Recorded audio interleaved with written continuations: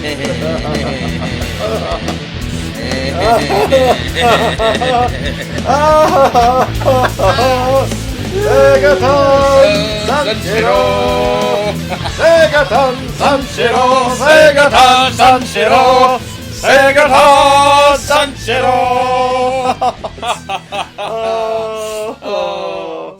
Saturn was my first console.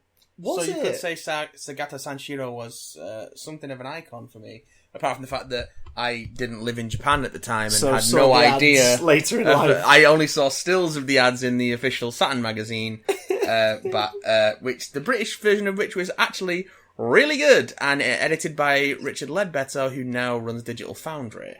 Really? On the YouTubes, yes. do you remember when there used to be games magazines for every specific console and everything? Yeah. Ain't a thing anymore, is it? No. Like, Well, Nintendo doesn't have like a Nintendo magazine per se in the UK anymore, they does it? used to. They definitely used to, because I wasn't a Nintendo kid growing up aside from my Game Boy. I got an SNES when I was younger and my brother had an N64, but I remember buying Nintendo magazine in the early 2000s because its main feature was Luigi's Mansion, and the imagery of Luigi's Mansion was so cool that I was like, I want to buy that and read about it. I was reading it quite regularly in the first couple of years of the Wii being a thing. Oh God, yeah. Just to work out, We like to play. what I could buy for this console. this bizarre... Well, you could buy Just Dance 2020. Just Dance 2020. Fantastic. Yeah. But yeah, I don't know if it's still a thing. Well, do you know it is still a thing? Miraculously. Us. Big damn cast, ladies and gentlemen. Welcome to another fantastic episode of a thing that you're listening to. My name is Chris. Oh, wait. I've got one trapped. Oh, I'm not going to force it. Johnson. My name is Matthew. If I force it, I'll follow through, Watson. And you are here. Thanks. We appreciate that. If you enjoy the Big Damn Cast, please let other people know, because if you don't, we won't grow. And if we don't grow, we don't glow. And if we don't glow, we don't know. Hey now, you're an all-star. If we don't glow, get your game on. We can't be seen at night and we'll be run down in the road. Is that what you want for us? Do you want us to be run down in the road? Like so many rabbits. I saw a hedgehog near yours the other week. I think I told you, didn't I? Did he get run down in the road? No, but it Then what is the relevance of this story?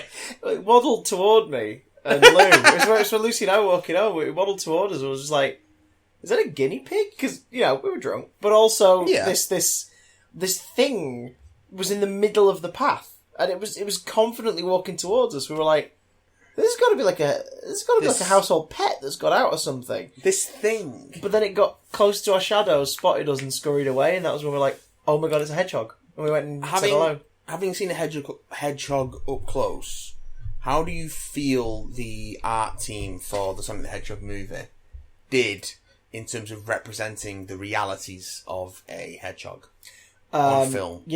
My beef isn't with them. My beef is with whoever created hedgehogs, because it didn't have any human teeth. 4 out of 10. 4 out of 10. It does not have human teeth. But it does have news stories. This week on Big Damn Cast, we and our hedgehog sidekicks... Dave Hedgehog. Dave the Hedgehog. Hi everybody, it's me, Dave Hedgehog. But where's Spud Gun?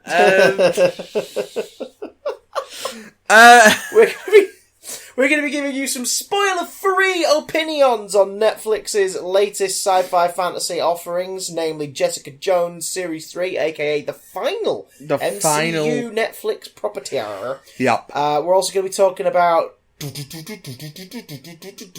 Wow, this idea was ripped off from the dude who was chucked out of it early in the early stages, who now legally might be getting rid of it for everybody in a weird case of...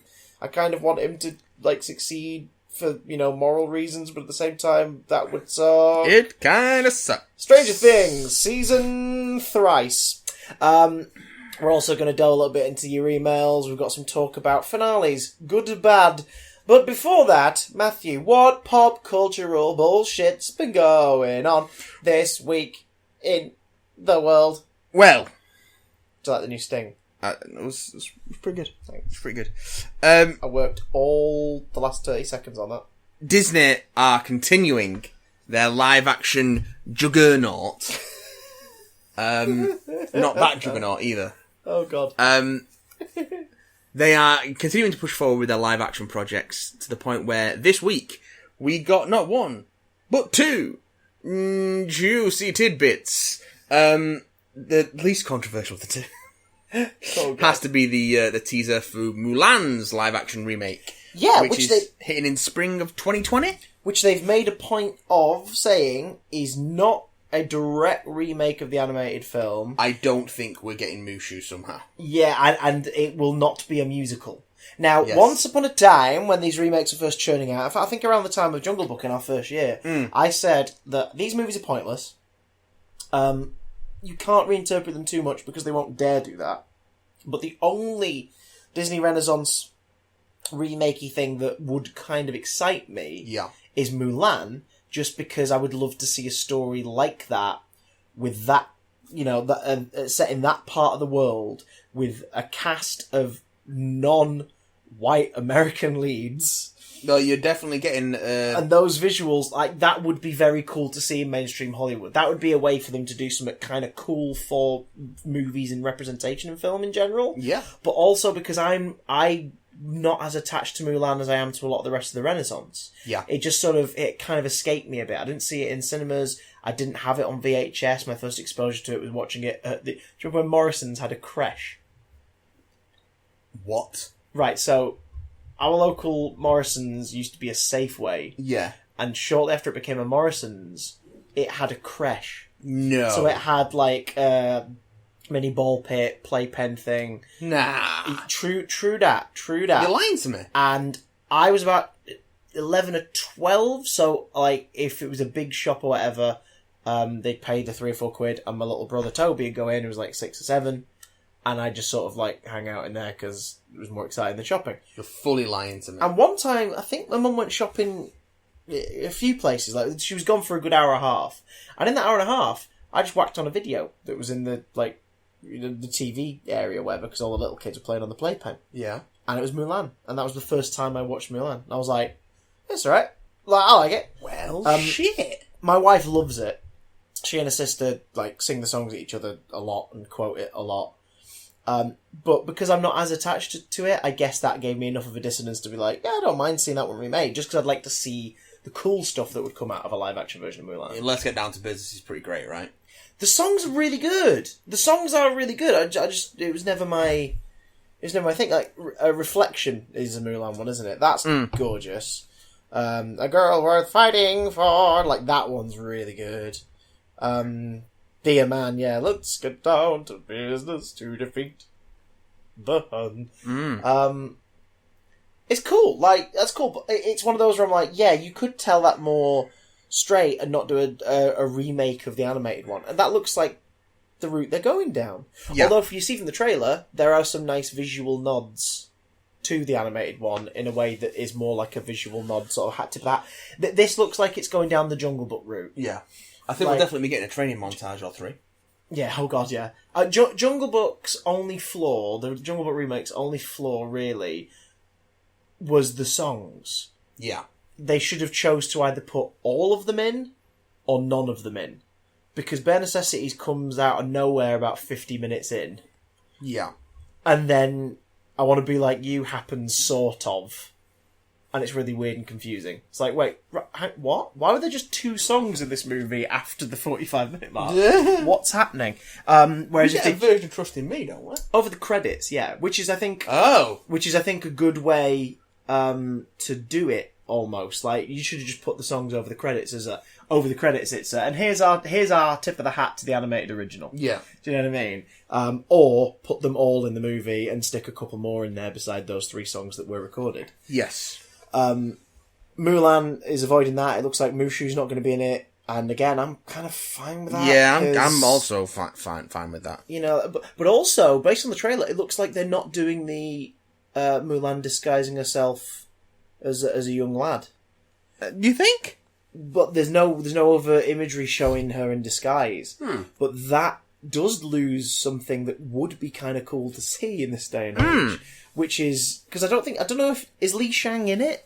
according to the IMDb? Is the character of Li Shang in the movie? I'm looking at the cast list now, but I can't see Li Shang. Because Li Shang is, of course, the general and the beauty that is Mulan, the original, like, is the love interest of the movie, which was such a rare thing, really, for the more action-oriented Disney films, for them to be about a female character with a male love interest. But Li Shang is, retroactively, he's become a bit of a bisexual icon. Yeah. Because he falls in love with... What's Mulan's disguise again? I want to say Ping, but I don't think it's Ping. Because it's like a young lad name. I'm not sure, but... yeah. Like, he falls in love with him. Like, he starts to get feelings for him. Yeah. And then when he discovers it's Mulan, he's like, oh my god, right, oh, this is who you really are. And it's never sort of mentioned or highlighted or turned into a thing of like, ew, what the hell, in the film in any way. He just is in love with the person. Do you know what I mean? Mm-hmm. And that's pretty damn wow, Disney. Like, okay. And it's a very fably, fairy tale-y trope of, like, the Prince and the Pauper and things like that. And, it's a tales all the time, the idea of someone disguising as one thing to be something else and someone falling in love with them and this, that and the other. It's been done a billion times in fantasy and comedy and fairy tales because we don't overanalyze that stuff too much. Yeah. But in a modern era, that would be kind of cool to see. It looks like he's not in the film.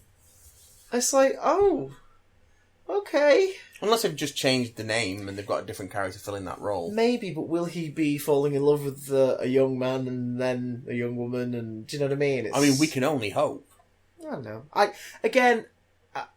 I'm only slightly more intrigued by this one because it's, I'm detached from the original in a way that I'm not from the other 90s ones, and also, like, it's just cool. It's cool to see this kind of thing done in Hollywood. Yeah.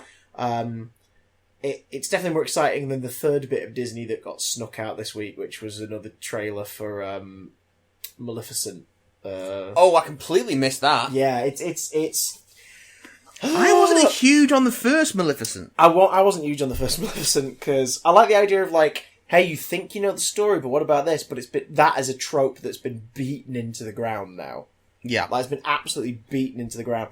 And I hate that it's being used specifically for villains, because sometimes it is cool just to have, as we've talked about before, a black and white good guy, bad guy dynamic. Sometimes, especially in family movies, that's, fun. It's more entertaining as far as the escapism goes. Yeah. Grey areas are amazing. Like, again, sort of dipping into recent cinema and stuff. Kylo Ren in the Star Wars sequel trilogy. Oh, he's a bad guy, but you can see that flicker of good in him. But he's still boo-hissy, stroppy teenager with way too much power. Got that kind of thing going on. So that's still, you get a healthy balance of the two. The Marvel villains, some of them are just... You get why they're doing what they're doing, but they are just boo-hiss. So, like, Thanos or Hela... You know what I mean? Like, you get where they're coming from, but they're still doing horrible things. I do love a Hela. Then you get the ones where you're like, no, I totally get where you're coming from, but seriously, please stop, because what you're doing is the wrong way to do it. Like Killmonger, like Vulture, you get those characters. Yeah. So you get a nice balance, you know what I mean? Like, Kilgrave in Jessica Jones Series 1 was more interesting to me when he was just flat out nasty. Yeah. The more they tried to delve into his morality, the more I was like, no, his power is creepy and horrible and scary. Like, indulge in that. Yeah. Give us somebody who our hero is going to eventually punch their lights out, we're all going to cheer. Like, let's do that. Why not?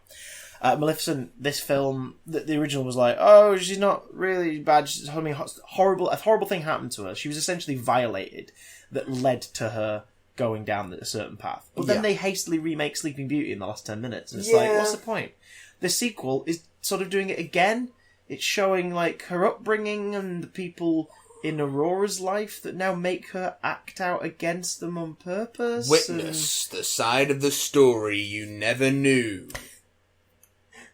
Again. You know how I feel about Wicked, for example.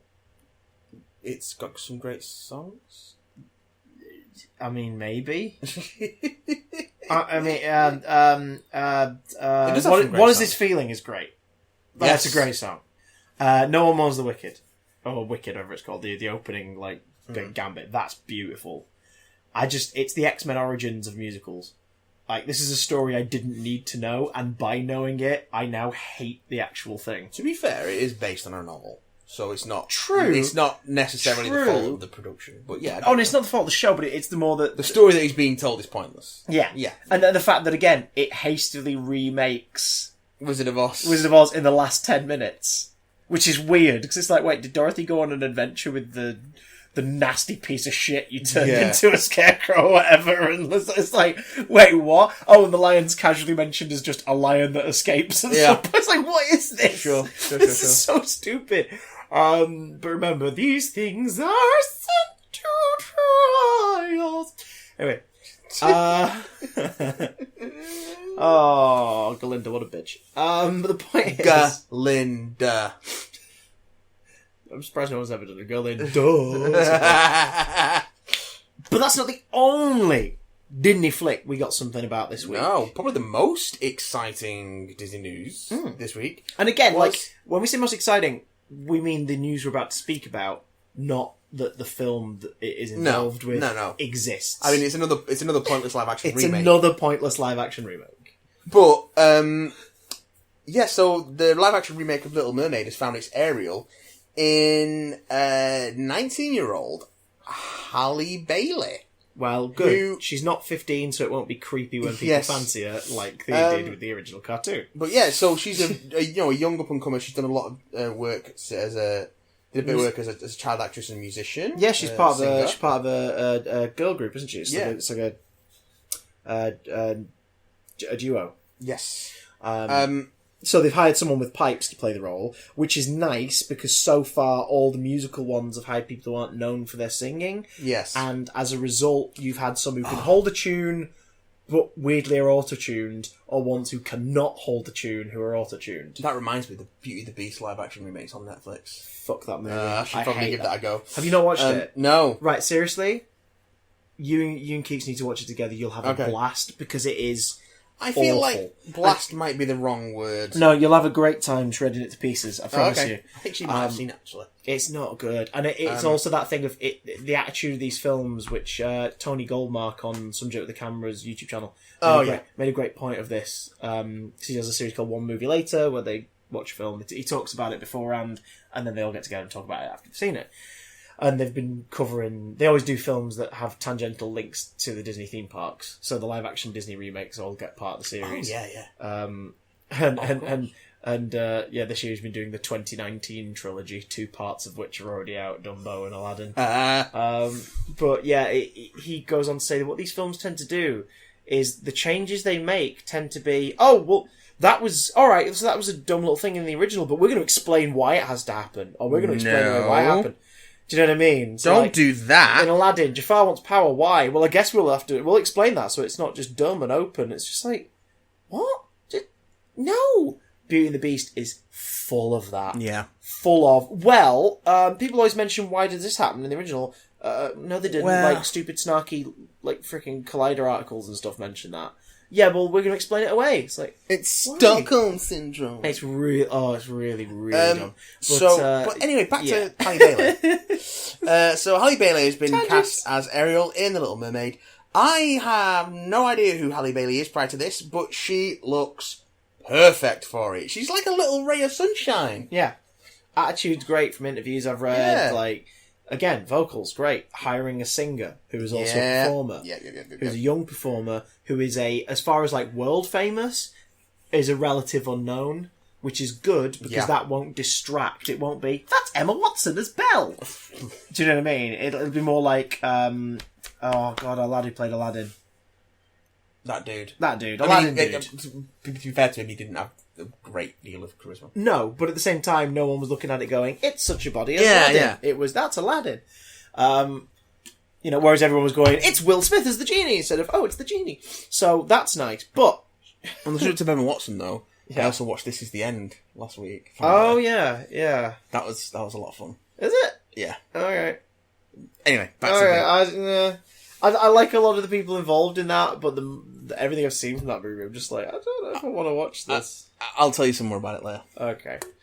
Okay. Oh, God. I know someone at one point says, like, fuck you, Hermione, or something like that, which is like, oh, that's bold. Not quite. Okay. Hermione robbed us? Or something like that? I don't know. Anyway, who is it who gets brutally killed in the opening, 5 minutes? Is it Michael Cera? Michael Cera. Yeah. That's quite funny. Yeah, it's quite Okay, fine, I'll watch it. Is it on Netflix? Yes. I'll watch it. I'll watch Jonah Hill get pegged. But the point is, the internet got pegged, or at least the angry internet got pegged this week, because with Halle Bailey's casting... See, Halle Bailey is not Caucasian. What? Yeah! Isn't it weird how that is an important piece of information, apparently, about the casting of Ariel? Because it turns out, guys, people are angry when Ariel isn't white, like she is in the original. Why? What? Well, why are you changing it? What do you mean? Why is she not white? Does she have to be white? Yeah, because she was in the original. Yeah, but is her being white part of the story? No, but you have a problem with her skin colour. Yes, you're racist. So, I'm putting it out there. That's racism. Whether or not the person is a racist or doesn't realise that is a racist stance, they could be completely unaware that is a racist stance. Yeah. And hopefully people explaining, because never bash people, guys, but hopefully people explaining to them calmly, look, her skin colour has nothing to do with the part at all. And if you have a problem with that, that's a bit upsetting, because... that means you're saying her skin colour means she's not qualified to play the role, and that's the only reason you have a problem with it. Hopefully that would make some people go, oh God, you're right. Oh, I'm sorry. No, I didn't think of it that way. I'm really sorry. I'm just too attached to the original or whatever, la la. Cool, but it's a racist point of view. It is a racist point of view to be like, she can't play her because she's not white.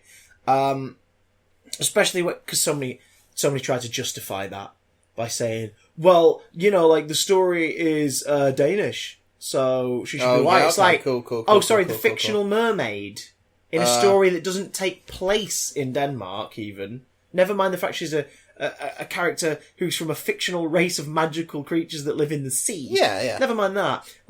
You're suggesting that she should be the skin colour of the origin of the story. That's bullshit. Yeah. Well, there's I mean, if you really want to get into it, there's Caribbean heritage with this story as well. Yeah. Sebastian's accent is slightly insensitive in the original when you think about it based on the Caribbean connection. But again, he's a fictional talking crab, and they obviously decided to give him a Jamaican flavour to his accent, and that was just a choice of the film. The crab doesn't have a fucking... Not saying it was a good choice. But the crab doesn't have an ethnicity because it's a crab. So you can play around with that. No, but you similarly, your mermaid coding on it depending on how the character is presented. True away, but the easy thing to do with that is just have him voiced different from the original, regardless of what his accent or voice is. It doesn't matter. It's Sebastian. Whereas the mermaid, in the context of the movie, her race, her ethnicity does not matter at all. In the context of the movie in our world, it's cool that it's different. Yes. It's a mainstream film that will get a shitload of attention and inspire young girls and boys around the world. So the fact that you're going to see somebody on screen who still, in 2019, is not the sort of face you see in mainstream cinema a lot. Yeah. That's cool. I couldn't give a shit about this movie as a movie. At all. But I'll damn well fight for Disney's right to cast Halle. Yeah. I'll damn well fight for her being a spokesperson for kids. Freaking great! Amazing! Yes, please! The problem is, Matt, I voiced that on Twitter in the form of a humorous poem. I rewrote the lyrics to part of Under the Sea. A little parody. Oh no. And I have awoken the wrath of the MAGA crowd and the racist. Isn't it weird how that's a correlation, Matt? People who get pissy about being accused of racist tendencies, how most of them seem to also be far right-leaning American Trump voters. There's also Britain gets their fair share of far righters. So Oh, it's not American exclusive, but it's disturbing how many of them lean to the right. Yeah. And now you can have the right saying, hang on, no, we're not all racist. I'm not saying you are. If I'm saying, like in my original thing, I say, the lyrics I wrote, the start of it were, under the sea, up there on Twitter, racists are bitter, take it from me. They are. If you as a person read my tweet and go, I'm not a racist, in response to that line, then it wasn't aimed at you, was it? But the fact you reacted says a lot. Yeah. Like, absolutely. Maybe it wasn't aimed at you, but maybe it does fit you, and you don't realise it. Virgin if hell. the shoe fits, Virgin hell. Jog on. God, and I'm not even like, for lack of a better term to use, I'm not even white knighting. Do you know what I mean? I'm just like, racism sucks. Racism is horrible. Racism is disgusting. It is gross. Can't we just let Ariel be Ariel? Yeah. Just let Ariel be Ariel. It's great. And as I said at the end of the thing, rethink your rages. There's kids in cages. Yeah. Which again, people have said, oh, this is a fucking political statement. I can't believe the link is political. It's like, everything is a political statement! The point I'm making is, there are things in this world to actually get angry about and fight for and fight against, and Ariel's casting is not one of them. You see, celebrate her casting, but you don't have to fight for it, and you don't have to fight against it. Celebrate it, enjoy the movie, or don't enjoy the movie, move on. But that angry energy you've got, maybe help save some kids at the border who are put into horrible conditions. Did you see on... Maybe vote to put people in positions of power that will actually change your world for the better. Maybe put that energy into those things. End statement. I think it was on MovieBob's Twitter, he retweeted someone who had been trying to argue that RoboCop is not a politically charged film. Are you fucking kidding me? And I'm like, what the fuck? RoboCop's like the most politically charged piece of science fiction popular culture from the last 30, 40 years. Yeah. Just like, come on. Are these the same people who say like, oh, I can't believe Doctor Who started pushing agendas on us? Oh, Doctor Who's been pushing agendas since its very first episode. Like, has no one noticed that, God. that has anybody who's got even one toe in the Doctor Who fan base not noticed that a huge, probably disproportionate to most fandom amounts of that fan base is LGBTQ+. Yeah. Like, there's probably a reason for that. It's about acceptance and being true to yourself and giving important messages and frickin' support to people who feel marginalised. That's a political stance. It shouldn't be. It should be a fucking human stance. But, also a show that's not afraid to go gay. Oh god, yeah. But just lots of stuff like when people go, oh, the friggin', like, why are you making Doctor Who political? It's always been political. Why are you trying to send messages? I'm sorry. What's your favourite Doctor Who monster? The Daleks, the Nazi allegory, allegory that the show has made a point of fighting against ever since it started. Can we just because it's making a political point? Can we just go out and say that every point is a political point? Also, like, can we go out and say anybody who calls someone an SJW as a comeback or an insult, immediately their opinion is invalid. You've lost the argument. You've lost the argument. Sorry. Just, oh my god. I'm not sorry, but yeah. Oh my god. Lucy's not on Twitter, and I just was like, so this is it. I was like, can I read you a couple of the negative responses I've had? Like this, that, the other. And she went, I'm glad I'm not on there. It sounds like just a bastion of cunts. And I was like, is it? Yeah. A bastion of cunts. That's Twitter. Twitter is where cunts think that their opinion matters, that their opinion matters and is more important than other people's opinion. Facebook is where you discover your racist relatives. Yes.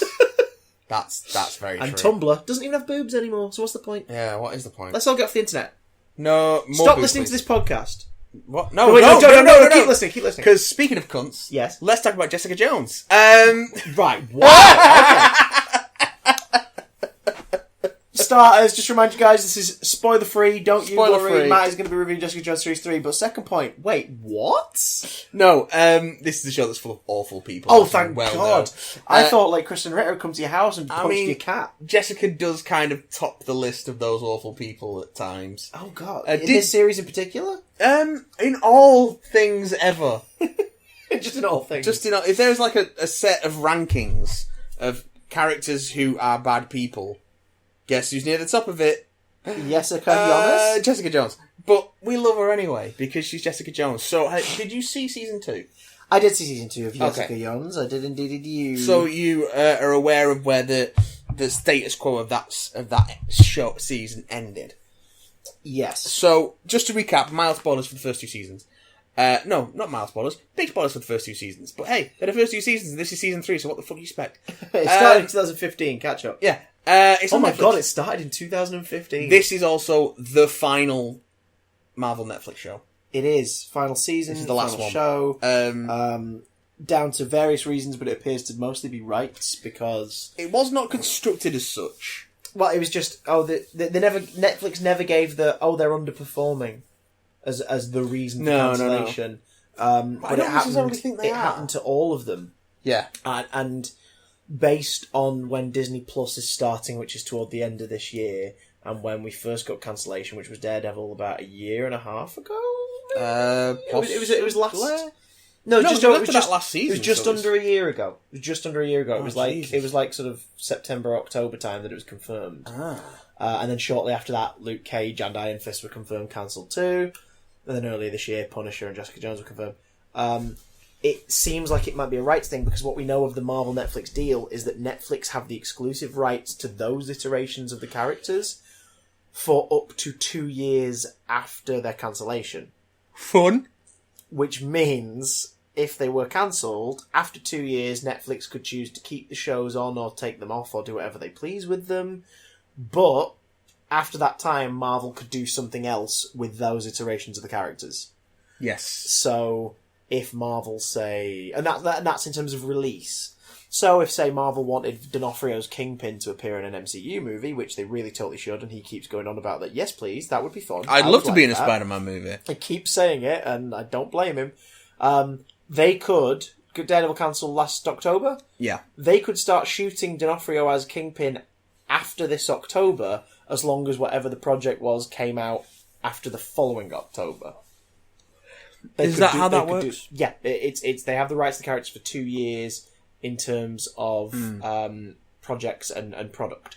So the characters, like you could reveal the day before the rights are about to run out for Netflix for Daredevil that the next day Disney Plus are going to have a Daredevil film continuing the Charlie Cox Daredevil. But you couldn't have shot it. No, but then the next day, as soon as the rights are thingy, they could put it out. No. Yeah, you totally could. Totally could. Anyway, this is beside the point.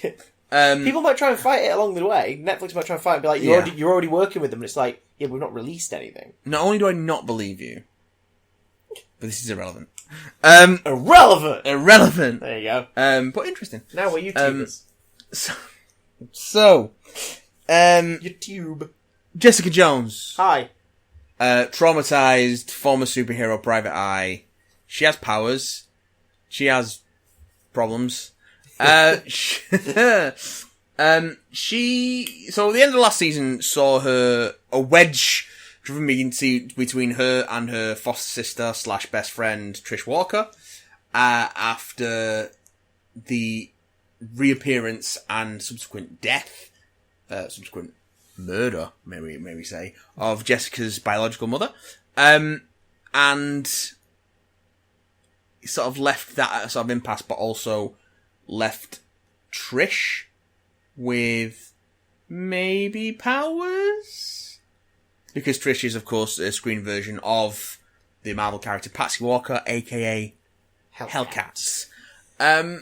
Who has had now a similar story mirroring her comics counterpart in terms of the progression of the character within a medium. Yes. Like Patsy Walker was a romance comic character from early Marvel sort of stuff. She was in those sweetie pie rom-com comic books. Yep.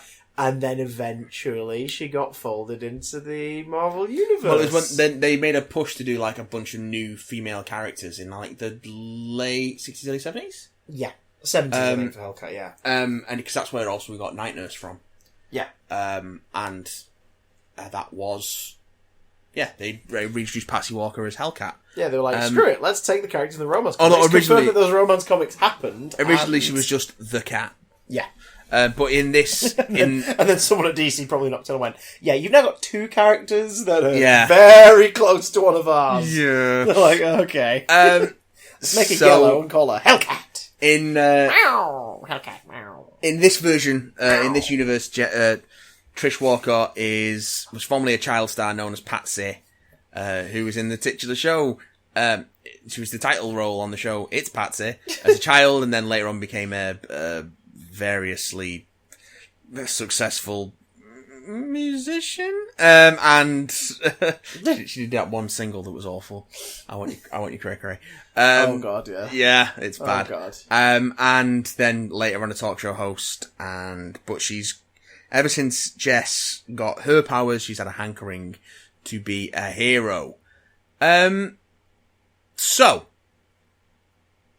this actually picks up on a lot of the threads really nicely and gives us a satisfying, compelling, and in some places pretty unexpected final season of Jessica Jones. I don't know if it was always intended to be a final season, but I don't think it was finished before I think it was finished before they knew they weren't getting a fourth. Oh, does it feel like it's got some threads? But no, it actually feels quite definitive. It's like, almost like these 3 seasons could be a trilogy of Jessica Jones, and it's a real satisfying in the way that they've developed the side characters, some of which are have comic book counterparts, some of which are mostly, if not completely, original creations. Like Malcolm. Example, yeah. It's really satisfying to see how those characters develop in relation to Jessica and what she's going through. But the basic plot of this season is that, so there's that wedge between Jessica and Trish. Trish wants to become a vigilante, and, take justice into her own hands. Because last year she dabbled with the chemical stuff. And got hooked on the adrenaline and the super strength rushes. So she's wanting to do more of that. Malcolm is working as a investigator / fixer for Hogarth. Yeah. Hogarth is... Who approached him at the end of series 2. Yes. Yeah. Hogarth is facing a ALS diagnosis, and her slow descent into the more and more difficult to manage symptoms and eventually death. And so she's got some motivation to do some things there. And Jessica, who is running a more regular. She's got a secretary. Okay. Who's actually a great addition to the show. Gillian, she's a fantastic character who just does not stand for any of Jessica's bullshit, and is great. So she ends up meeting a guy called Eric at a bar, and discovers that Eric Geldon, who I don't think has a comic book counterpart, but he has the ability to sense people's evil is the wrong word, but he can sense bad people who've done bad things, and it causes him physical pain. Damn. Okay. And that puts them onto the trail of a serial killer. And that's the sort of general setup for this season. So it's our detective hero versus but also a multiple murderer. Also brings in a lot of tension about powered vigilantes and their role in the justice system and legally. So there's some interesting. So there's the first time the MCU's kind of touched on it since Civil War, really, I guess. Yeah. This, what is the fallout of you lot existing? But there's also just another further explanation of the morality of, particularly with Malcolm's character, is what are you willing to do for your own career? How far are you willing to go? How much damage are you willing to do to people to get where you want to be? Okay. And that the sort of that is a very strong thread that unites, particularly the way that Trish goes, the way that Hogarth goes, the way that Malcolm goes. And it's a really, really good, strong season of TV. There's some very, very tense stuff in here, some very dark and violent stuff, like so for those who don't know, this is it's not really a mild spoiler, but so the serial killer in question is a version of the Marvel character Fool Killer. Yes. But has very little relation to that character in terms of the way they're presented. But is a very interesting exploration of it, because there is an element of that character has a problem with powered people, mm-hmm. And a chip on their shoulder about that. And it explores quite nicely the idea of people who make good heroes aren't always necessarily people who want to be heroes. Yeah. And the people who want to be heroes maybe aren't the best people for that job. And also what constitutes a hero and what constitutes... is there a way to make the world... doing certain things to certain people will make the world a better place, but is it worth the cost? Yeah. And, it's been the most... I think of the Marvel Netflix series, that Jessica Jones has been the most tonally consistent. It's been the most thematically consistent. And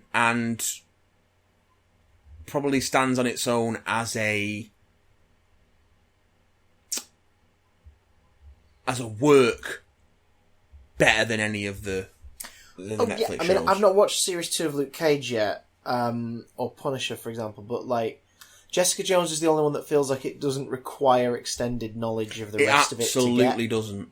Like, the Defenders, for example, absolutely doesn't. Is acknowledged briefly in Jessica Jones Series 2. The events of Defenders is, like, nodded to. Yeah. Luke Cage, you don't need to know about him before watching Jessica Jones, because he's introduced in Jessica Jones. Yeah. So, like, yeah, it's sort of, as a tone... Like, when I watched Series 2, I watched it quite late. I watched it last December. Mm-hmm. And it just felt like I'd picked up something from before and gone, boom, and put it back on. And it I don't mean tonally, just sort of... And Season 3 is the same. You just slip back into these characters in this setting straight away.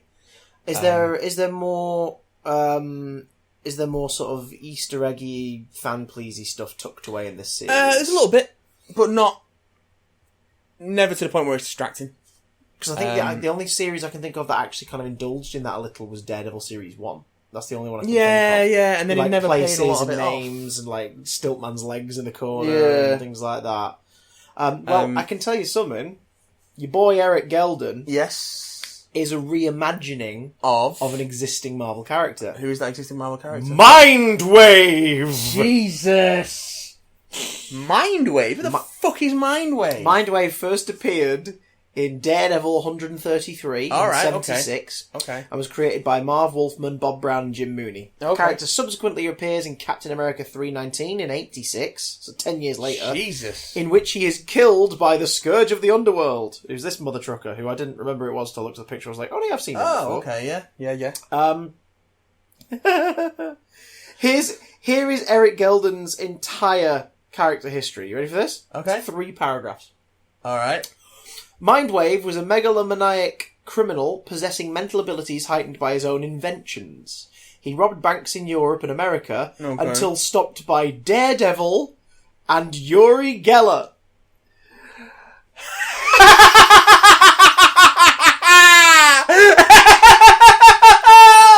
I'm sorry, what? Continue, please. First I was like, that can't be right, so I clicked Uri Geller and... No, it's that guy. Uri Geller. Yeah. Okay.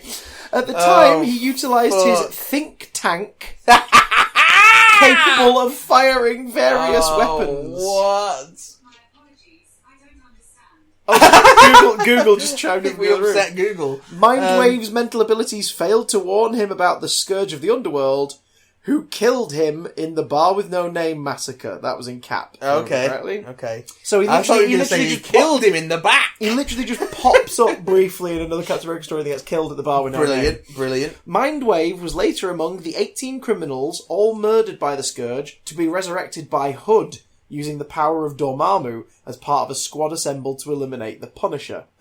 Sure. Mirage disguises himself, Mindwave, and some of the other criminals as a team of Avengers trying to kill the Punisher. Sure. After the Punisher uncovers the ruse, he captures Mirage, kills Mindwave with a grenade,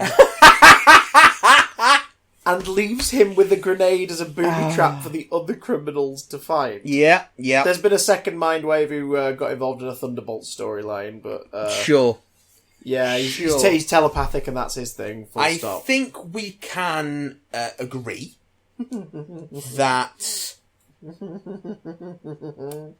this is a character who is best presented divorced from that comic book history, and what they do with him in Jessica Jones Series 3 is actually really compelling. I think he's a really good addition to the cast. Yeah. Sorry, I'm just reading the character's powers in the book. He's got ESP, but it specifically only really works with technology and people who wear a helmet of his design so he can communicate with them. What? The Think Tank is exactly what you think it is. It is a tank called the Think Tank. Oh, no. Controlled by mental powers because someone else tries to get in it and maneuver it and it won't work. There's no controls. He used it to rob banks, though. By mental. Sure. Oh, good lord. So, there you go. Yeah, don't go into season 3 of Jessica Jones expecting any of that shit. Oh, because you ain't gonna get it. I apologise. Wow. Oh, that's wow. magical. My life is infinitely more enriched for knowing that shit. Now you are That's aware. Obscure Marvel bullshit. Mindwave.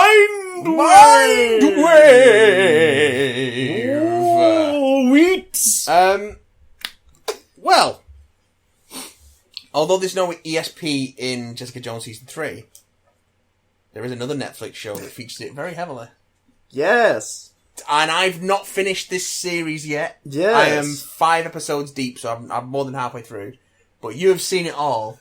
Tell me how you feel inside, deep inside, about Stranger Things 3.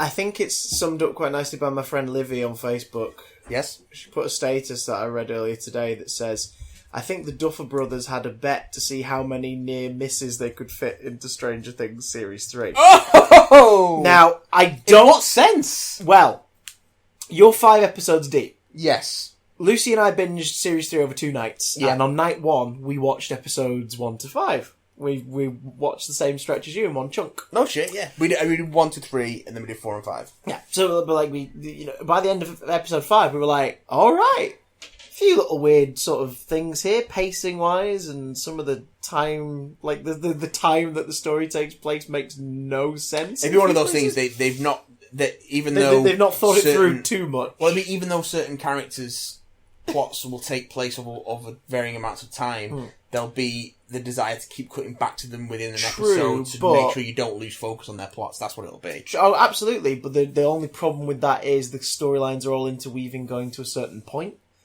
Okay. And also, one of those storylines involves the parental unit characters for characters involved in the other storyline in a way that suggests, wait, you haven't thought about your children for 2 or 3 days?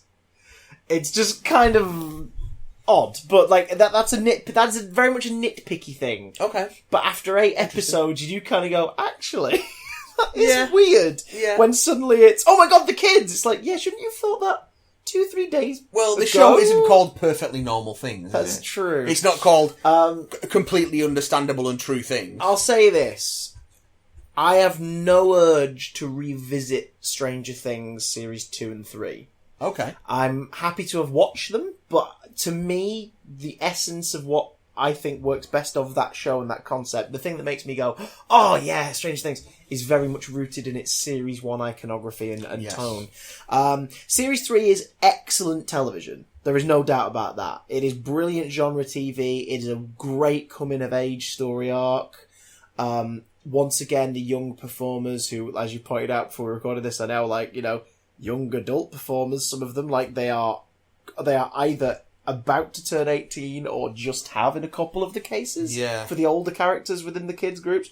I'm going to check how old they are now, just because they're all playing around 14. Yeah, the youngest lot. So Lucas and Elle and Mike and co. Like they are still all like 15, 16, 17. But in the show, like you say, they're playing 14. So as a result, it's great that they are so good at what they do. Yes. Because you're spending a lot of time with these young leads, which can be grating, but from series 1 onwards, they set up, no, these guys know what they're doing. The problem is, we're at that point in their lives where they're going through a lot of different things as characters, emotionally. Yeah. And by the end of the series, I don't have the same love for them that I used to.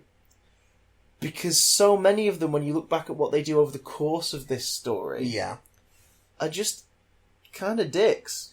Well, yeah. Which is a shame in a way, because it doesn't leave you with that warm feeling by the time the series ends. I feel like we also got a sense of that last season. Oh, for sure. Particularly, and not to say how he develops in this season, particularly with Mike. Yeah, I think Mike redeems himself a bit in this one by the end of it, to be fair. By the end of the series, you're like, do you know what, lad? You are learning about yourself and you're growing. Fair enough. Like, you've been a bit of a dick, but you get it. But some characters feel like they've regressed. Last series introduced us to Max, who was a great addition to the cast, but it does feel like this year, Max has been relegated just to the bitchy best friend supporting character. Yeah. Which is a big shame, because there's more going on there, especially because part of the plot of this series involves a family member of hers being very freaking closely linked to what's happening this year. Yeah. It feels like they don't give the actor enough time to indulge in that, and that's a shame. Lucas feels like a complete regression this series. You think? Lucas just feels like a moron, and that's his character. Like, that's his entire character. I don't get moron from Lucas at all. Wait till you watch episode 7. Okay, That's all I'm saying. It's not a specific thing he does, but it's just every bit of Lucas dialogue in episode 7 is meant to be played for... Look at this lughead, eh? Look at this fucking idiot. Right down to, at the beginning of that episode, I noticed in the little Netflix thing that comes up in the top corner, it says, like, rated 15, graphic violence, this, that, and the other. Yeah. In a couple of them, it has an additional caption that says, includes product placement.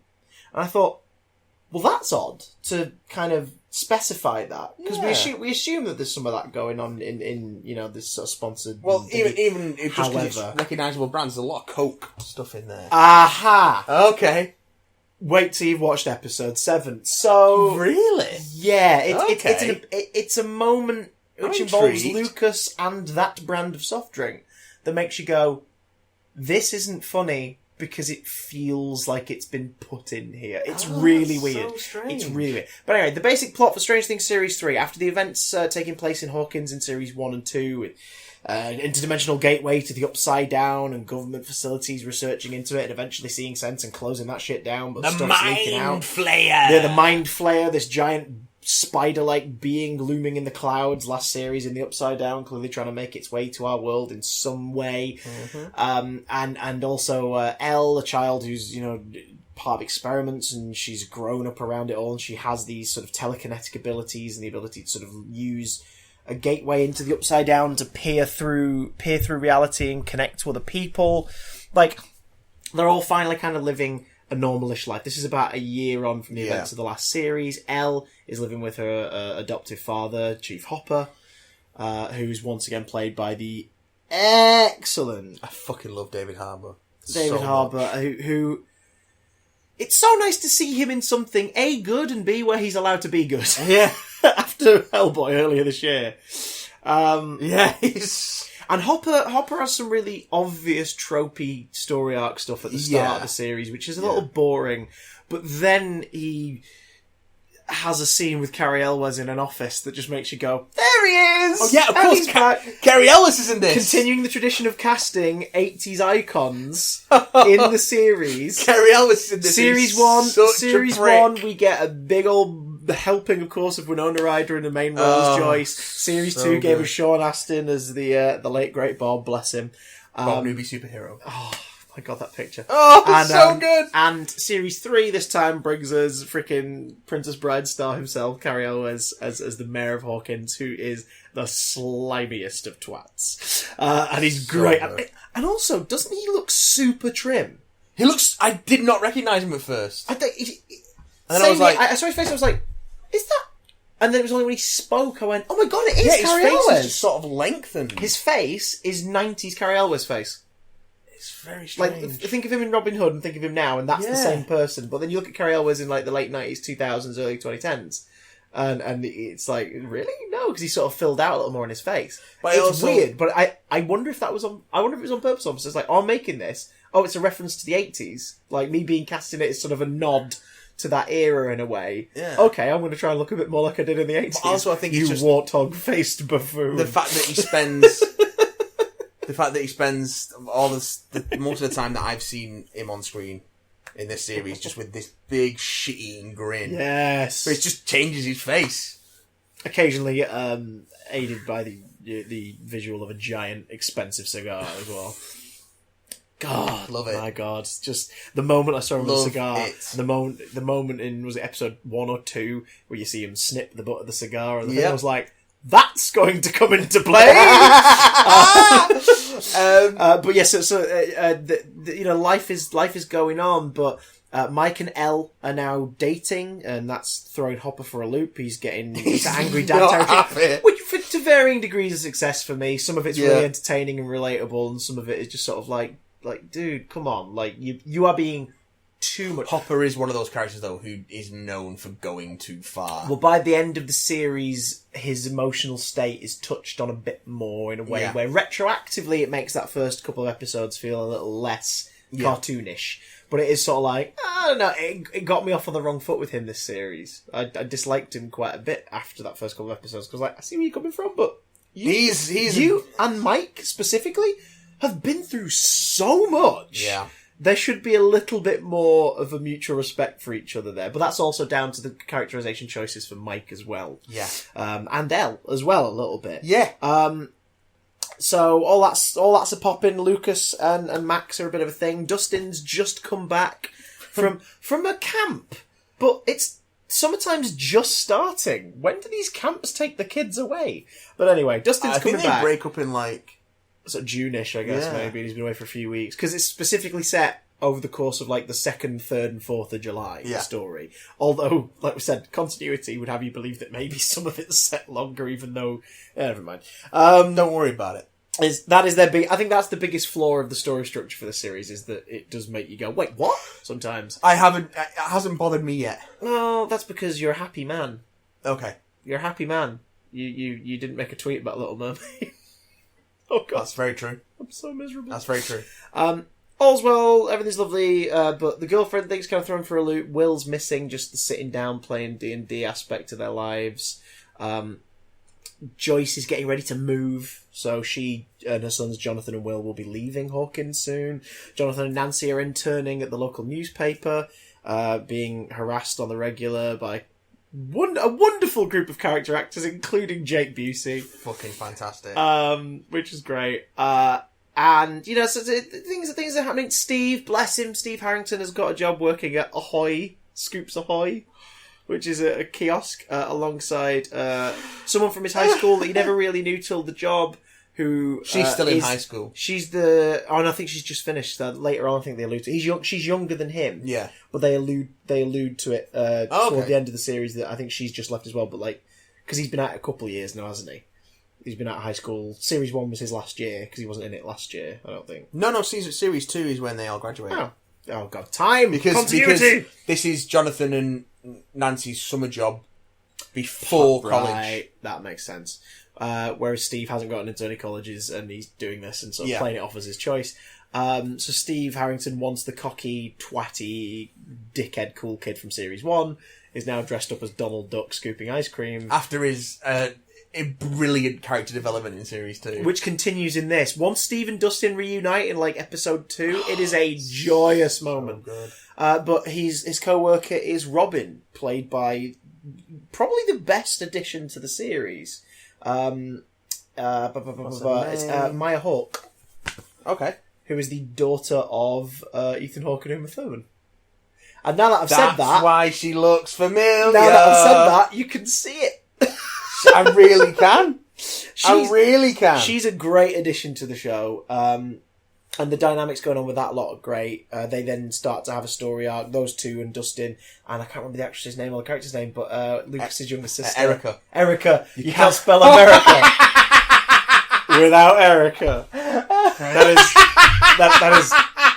is bizarrely correct. She's such a shit in this, and it's fabulous. She's entertaining as hell. So, these different sects are going on, and basically we split off into 3 separate narratives. One is the Scoops Ahoy crew uncovering what appears to be a Russian sting operation happening around the mall they work in. Because it's the 80s. And there's the new Starcourt Mall has come in and cleared out downtown. Hopper and Joyce end up on the trail of some other Russian activity that takes them out of town for a little while, trying to investigate and uncover what it means for everybody.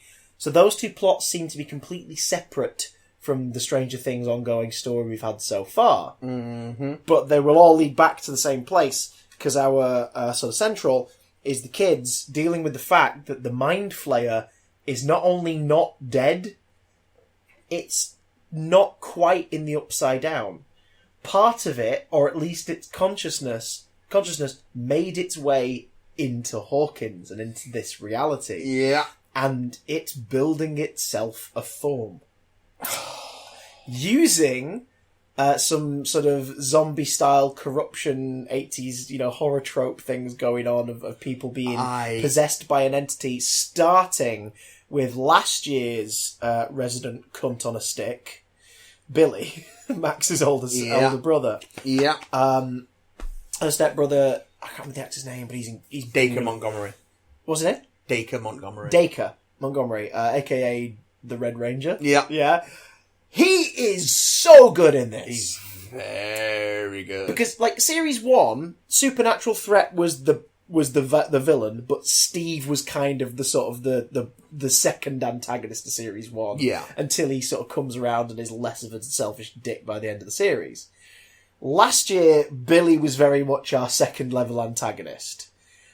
This year, they put him centre stage, and he plays it so well. Billy's in there somewhere, but he is a vessel for the Mind Flayer, and the actor's name, Dacre Montgomery, he's reveling in getting to play someone who we already knew as threatening and unstable. Yeah. But now someone who's threatening, unstable, and has something else steering his body like it's a freaking think tank. Can I just say I am loving the creature effects and body horror in this series. Oh, yeah. Well, that's what's kind of nice about this. Yes, there's a Russian conspiracy about an underground base and all this stuff, but this one is the most low-key plot of the 3 series in terms of the threat is self-contained over a couple of days and only really involves one big visual effect creature. Which obviously Series 1 did, but Series 1 had the organisation, it had Eleven's mystery, there's about stuff about telekinesis and the town uncovering it. Last series had the stuff about the contaminated tunnels and the rotten fruit, the pumpkins, you had all the creepy, the vine effects and the blending of the Upside Down with our world and certain sequences, you had that sort of stuff. But this series is very much, these people or these people or these people are investigating a thing. And eventually, all 3 of the things are going to take place on the same night at the same place. And that's it. It's their own little tangents leading back to one spot. Yeah. The characters drive the story. Which is what this show's strength has kind of always been. Yeah. Series 1's more the mystery that we go on with these endearing characters. Series 2 survived off of us liking being with these characters, going through the motions. The problem that Series 3 gives to me overall... especially after having finished it, because after watching the first 5 I was like, yeah, cool. My only real problem with it at that point was just the pacing. I was like, it felt like it could be tighter. I don't know. I feel like it's been rattling along at a good old pace. Well, by the end of 8, I'll be interested to see how you feel when you finished it. By the end of 8, I was like, yeah, this could have been 6. or this could have been 2 like films, like 2 Netflix movies. It could have been like 2 near 2-hour films, and you could have told the story. Okay. Because for a lot of the characters, around episode 5, episode 6, and for chunks of 7, they're just sort of in one location, waiting. And it's cool to spend time with them, but when the threat is shown to be escalating, you kind of want shit to get done.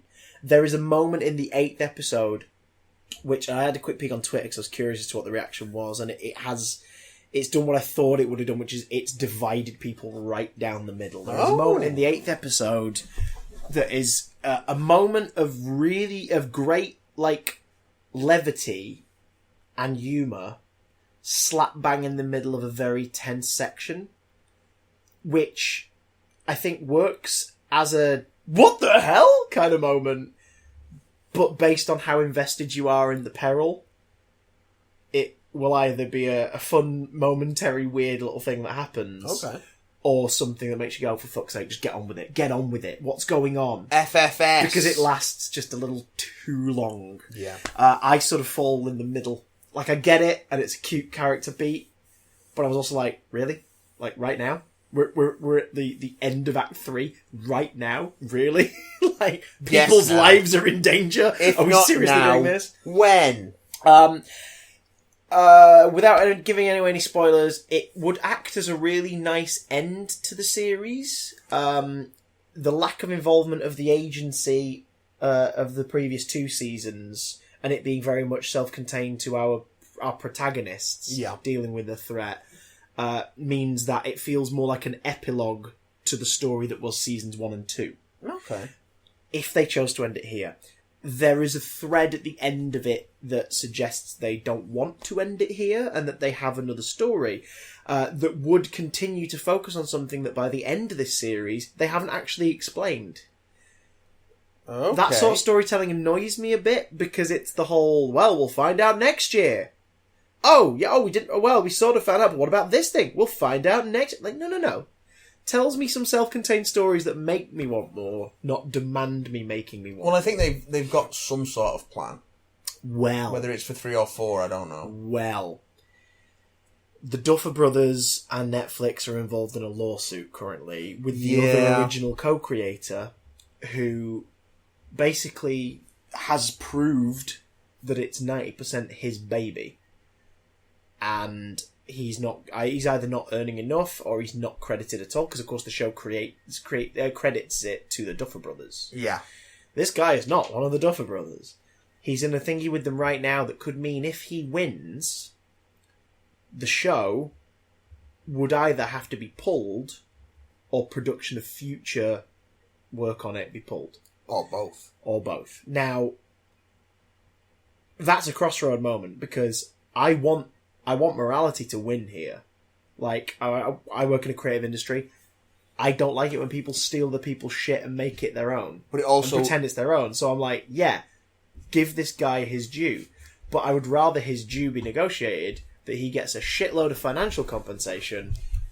Do you know what I mean? Yeah, because you don't want to erase the work of the crew, the other writers, the cast. I don't think he does either. I don't think he wants to take a dump on what has come forth, but it's the idea that that's just sort of a consequence of copyright law. Someone stole his baby and then paraded it around in daft outfits, and he had no say in what happened. Yeah.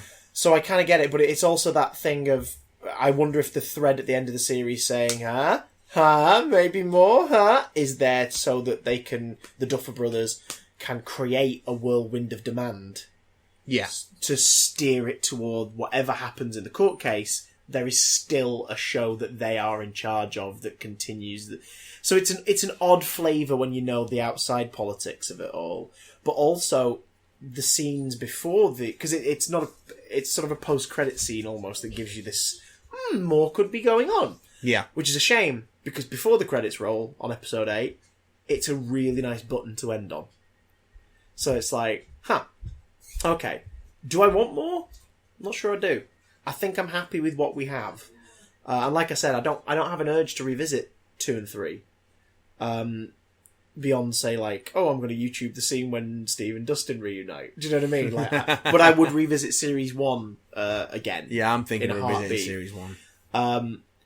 I'd be interested to find out what you guys think. If you're a fan of Stranger Things, I'd be interested to see where you fall on what this series has done. But it is odd. There is a lot of missed opportunities this series, and there is a lot of, I feel, misjudged emphasis on things that aren't as interesting as they think it is, which could be time given to stuff that works better. I mean, I will say that I find Nancy and Jonathan to be the least compelling part of I did last the series, entire show. I did last series, and I did this, and it's not to the actors either. Like, they're just given sod all to work with. Yeah, really. I just don't think that particular section of the plot is particularly.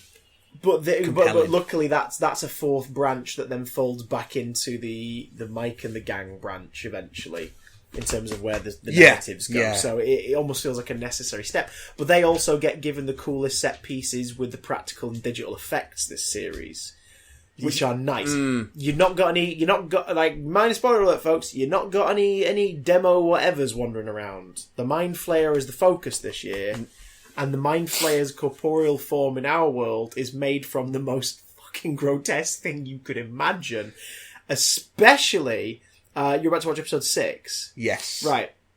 I'm not giving that away, but it's gonna slip through something at one point. Like, it's gonna slink through something. Okay. Just when you see what sort of the remains look like of bits of this thing.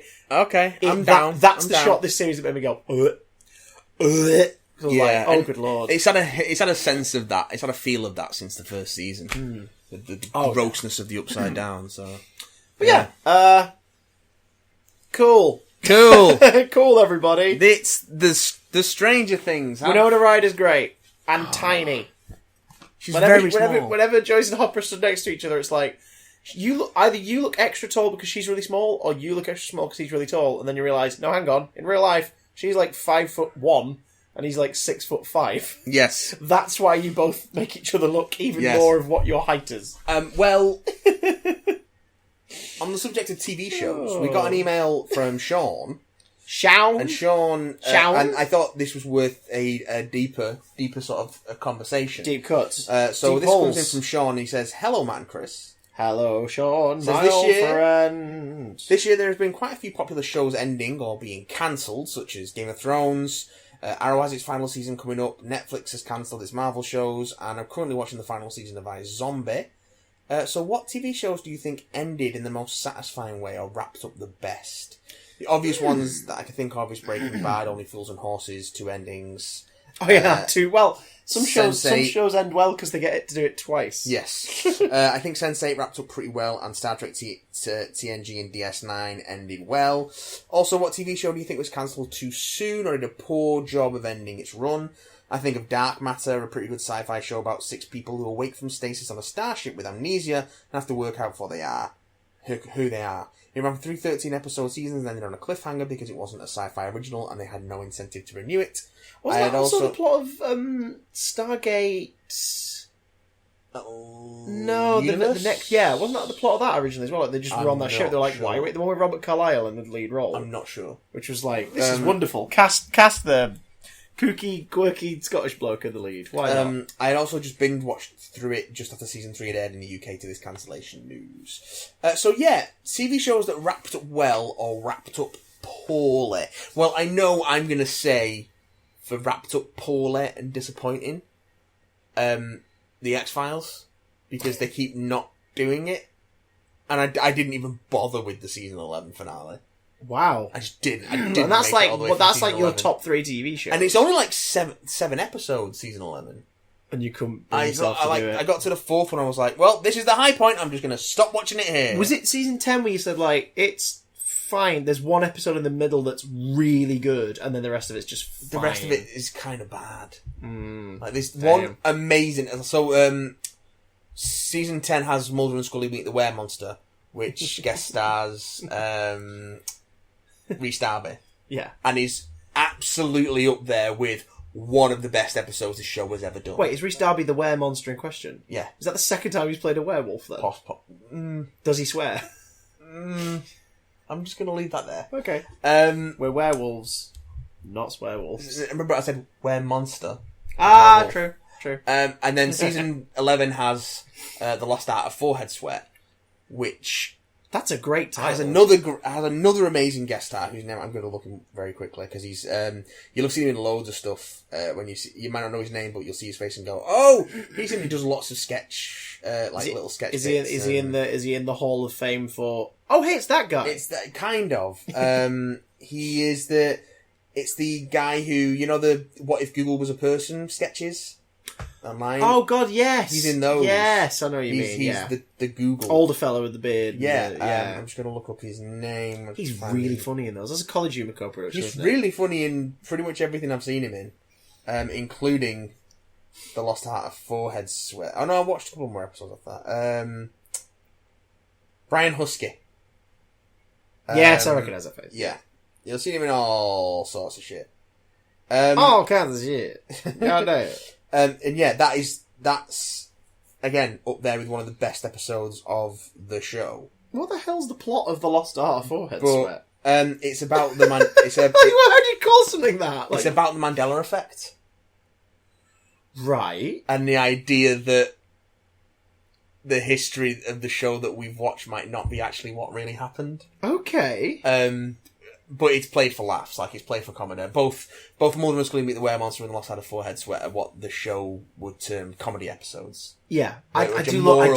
I do love it when sort of scary genre fiction. I mean, does it's a show that like the Buffy one, Jonathan. Yes, is that Superstar? Is the episode? Yeah. I mean, the show with is the different title sequence and everything. It's so good. The X-Files has it is mostly tongue in cheek and sort of dryly funny when it's being serious, but the episodes where they really push the comedy tend to be among the show's best because, again, it is the juxtaposition of gross, scary horror stuff and really, really funny nonsense. Yeah.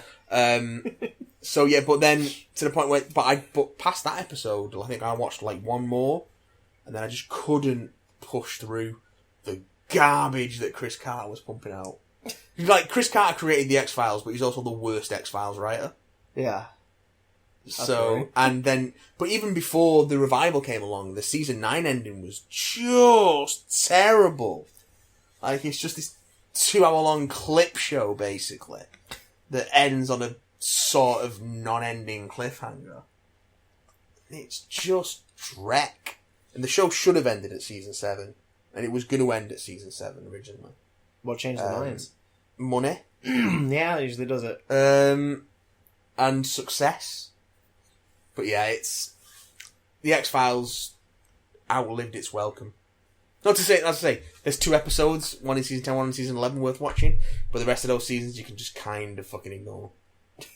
Fair enough. So, go for it. Buffy's one that I always cite as ending quite well, because it ends twice. Yeah. Series 5 again was the original ending. Which I think would have been an amazing finale, because I remember that going out. The Gift is wonderful, yeah. What? So, Series 5 was the first series I watched in its entirety on broadcast. Yeah. Because the rest of it I'd watched through repeats and stuff over the years. I remember watching The Gift go out on BBC Two, which would have been like a week after its American broadcast. Yeah, This was also pre easily accessible, everyone has it in their house internet. Yeah, as well. I didn't have the internet at the time. So 10-year-old me wasn't. What the heck is that delivered? Yeah, leave it. 10-year-old me wasn't. Reading up on. We weren't going on the forums and sharing our opinions of it. But The Gift is a great ending for Buffy. And I really, really like it. It didn't end up being the ending, so... Because Warner Brothers ponied up cash and went, we'll have it for another 2 seasons on our network. And Fox went, Joss, do you want to do this? And Joss went, not really. Oh, hang on, actually. Yeah. And then he and the writers were like, all that shit that we wanted to do, what if we use this framing device to make it happen? And then they brought us Series 6 and 7. Series 6, which is probably the most overall series, but has some of the highest highs in it as well. Yeah, there are some great Season 6 episodes. And the Season 6 finale, our big bad was not our big bad. Like, the trio were just 3 misguided, in the case of Warren, one horrible person. Yeah. But Willow was our finale all along. Very, very good. And again, Grizzly. I think that was the first time I'd ever seen someone outside of Predator get flayed. Yeah. It was like, oh my god! Yeah. Because remember the BBC Two edits were always like, the episodes were like 35 minutes long instead of 45. Yeah. Because they trimmed out like the violence and certain dialogue bits and pieces. I remember even on BBC Two they couldn't quite completely cut around the flayed Warren. No. So even then I was like, oh my god, he's been ripped to pieces. And then Series 7 happened. Series 7 again has got some stuff that's like Buffy having a lot of extra responsibility shouldered onto her was an interesting concept. But it meant that she spent most of the series just being a moaning mother figure for everybody.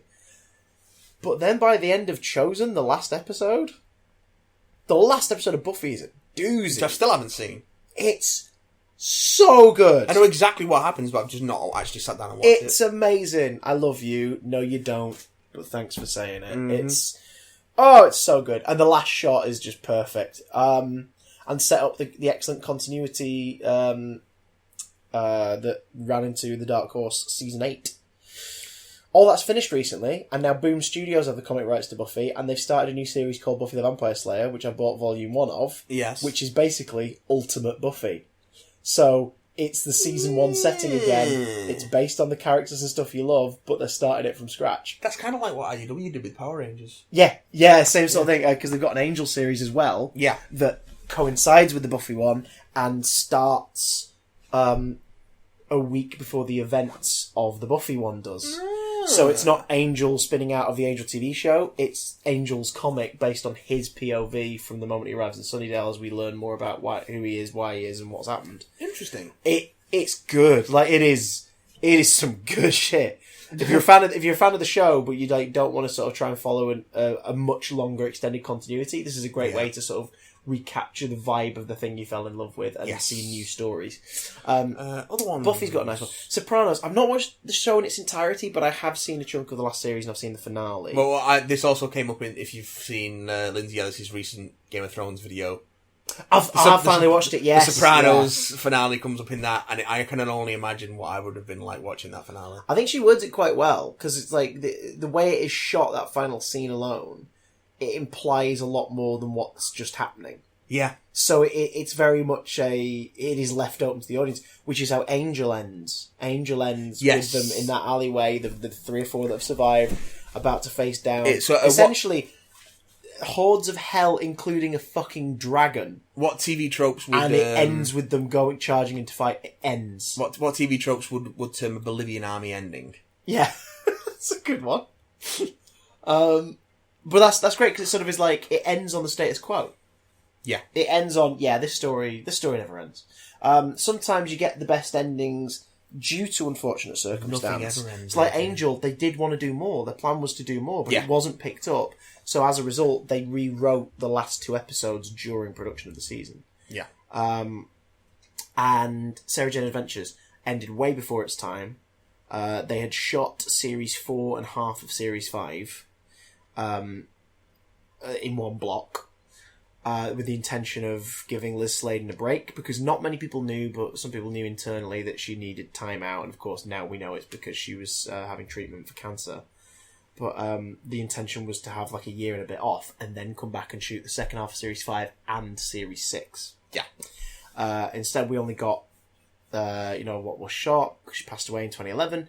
We got Series 5 in 2011, which was the 3 stories they had shot. And it ends with, I think it's an unused monologue for a wrap-up for an episode. Yeah. Voiceover that wraps it up, that basically talks about how the story never ends. And it's performed by Liz Sladen. And it just sort of... for a show that had to end prematurely due to very unfortunate circumstance, they found a way to make the show end in a way that not only honoured her and her legacy, but also was like, this isn't the end of the adventures of these people. But not in like a, you just don't get to see them. Just to know, don't you worry. They're still, the Bannerman Road gang are still going to carry on. Yeah. Don't you worry about it. And it just sort of ends it on that reassuring note of, thanks for joining us on this journey. The journey's not over. Yeah. See you around. And it's like, there's not like there might be more. Just no, you're not going to see any more, but there is more. Oh, Chris. Yeah? Do you remember the multiple cliffhangers that Class ended on? Jesus wept. Jesus wept. I'm going to mention a show that I've actually only recently watched, and I was talking to you about it before we started. I've just watched the the new Netflix dub of Neon Genesis Evangelion. Yes. Could you say that 3 times faster in a French accent? Neon Genesis Evangelion. Beautiful. And I'm not a big... Sounds like a bottled water company. I'm not a big anime guy, but I've heard so much about how influential the show has been, and with Netflix doing the new dub of it, I was like, oh, I'll give it a shot. It's a fucking great show. Got some problematic stuff in it, because of course it has, because it's a fucking anime show from the mid-90s. But the ending is famously fucking weird and ambiguous and vague and sort of happens, by all accounts due to a troubled production. They later go back and finish it. I've not watched the end of Evangelion sort of duology of the 2 extended episodes that are the actual ending.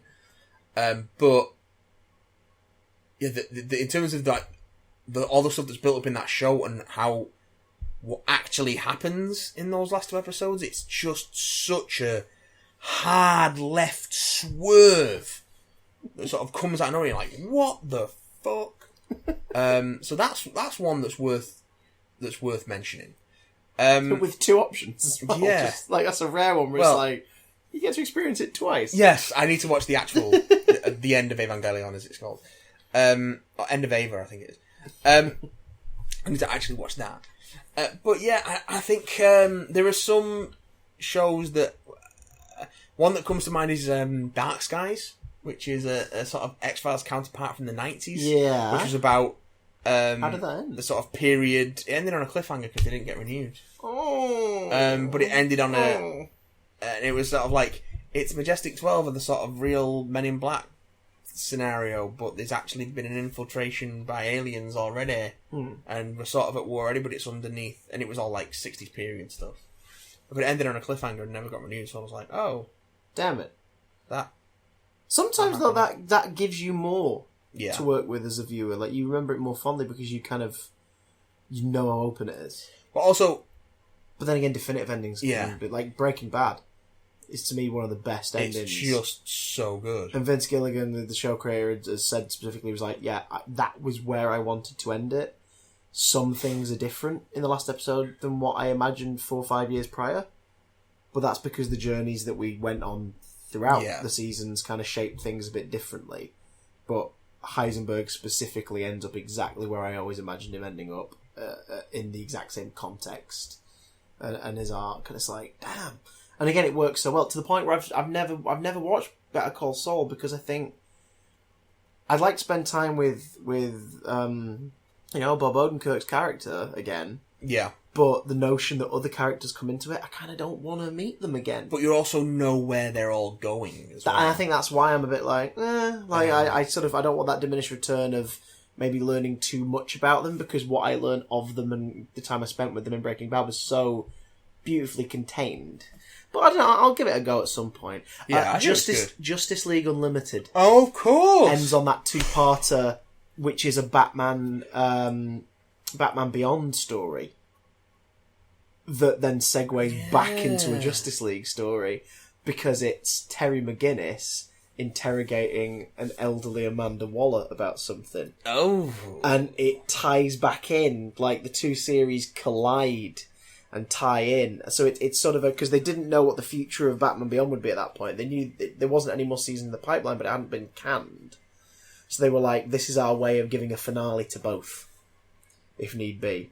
And it's really well done. And it works, that hijacking of another show in the series works so much better than Enterprise's finale, Star Trek Enterprise, which just sort of shits all over Enterprise by giving you a next gen episode about 2 of the characters watching Enterprise. Now, it's impressive from a production point of view of like, oh my god, this straight up just looks like we're in the middle of an early 90s episode of Next Generation. This is insane. Yeah. But at the same time, it's like, Star Trek Enterprise is not very good, but its 5th series is where it kind of, they knew they weren't getting it again. They knew it wasn't coming back. Yeah. They had for a while, that was the end of Star Trek. Yeah, but they knew Enterprise was canned. Like, they knew they weren't going to be given the opportunity to be renewed. So in Series 5, they try stuff that they wouldn't dare have tried were there more to tell. Yeah. And as a result, it's the most entertaining part of that show's history. Yeah. Because it's like, oh my god, that's great. Like, they go really deep into, like, Data's creator stuff and the sort of the nutso shit going on with him and the stuff that eventually leads to the character lore and things like that. And it's like, this is mental! And the last episode's kind of like that in a way, but it sort of also is derailed because you're like, oh, that goodwill that they've earned over the series is almost put in the back seat to allow us to reminisce about a show that we remember fondly from before instead. Yeah. Whereas at least Batman Beyond and Justice League Unlimited were going out at the same time. Yes. So, it's an odd one. Enterprise has to be one of those then, doesn't it? Yeah. Enterprise, it's an oddie. One could say the whole show was a disappointment. In a way. Chuck has a good finale, from what I can remember. Like, it ends on the right note for everybody. Yeah. It was one of those where when I finished it, I was like, yeah! Alright! Cool. I'm glad I took this journey. McG, please don't make anything else, because this is the only thing you've made that I like. Like, don't make any other thing, please. No more things, please. Trying to think of the narratives with finales that I either hit or really miss. There were a couple of, like, British original sci-fi shows that I watched when I was younger. I've not watched them for years, but I remember being very sort of nonplussed by the way they ended. The first one was a limited series called Invasion Earth. Yeah, I recall that. Ended on a very, very bleak note of, like, the main characters have sort of been possessed by the alien threat, and this huge tower that's actually a breach in our dimension is unstoppable, so we're gonna nuke it, and that's where the show ends. Oh. And then the other one was an ITV show called The Last Train. Yeah, that rings a bell Which as well. basically is like a bunch of people by accident survive a meteorite impact by being cryogenically frozen on a train. But basically the whole thing is like they've got to make their way to the vault where the survivors went, where people went before the impact. But whilst on the train, I'm guessing. No, that's... I thought it was going to be kind of derivative of Snowpiercer. The title is like, they're on the last train. Okay. They were on the last train when it hit. Makes sense. But they didn't know it was the last train, obviously. Because only one person on the train knew that it was... So what's the premise of the show? It's Red Dwarf, but on a train, kind of. Yeah, no. But it's a serious sci-fi. But they're basically travelling across... Red Dwarf, serious sci-fi. I get, but like a serious show about sci-fi content. Shut up! But they're travelling across post-apocalyptic Britain. Okay. And... So just normal Britain, but slightly less queues. Yes. But as it... and the occasional fire in the middle of the street. But as the show goes on, you realise that it's been way longer than they think it has. Red Dwarf? Yeah. No, it's not on that scale. It's like, instead of it being 5 years, it's been like 40, 50 years. Okay. Or something like that. Okay. It's not quite 3 million, but... And you know what? I actually can't remember how it ended. But I remember being like, oh. That was... Oh, God. Well, that happened, I guess. Some shows, again, don't necessarily have like an arc, but they make sure that if they know the last episode's going to be their last, they sort of do something with it. Yeah. Batman, the Brave and the Bold has a really nice finale. Because they just knew it wasn't being recommissioned. Warner Brothers and a lot of animation places over the 90s and 2000s, Fox Kids, Cartoon Network, Nickelodeon, cancel franchise shows during the production of a series because they intend to redo it very soon after. Yeah. Because the main profit from those shows is the merchandise. And if the merchandise sales start to slow down a little, instead of creating cool new merch based on the properties, they scrap the property and then remake it and release merch that looks new.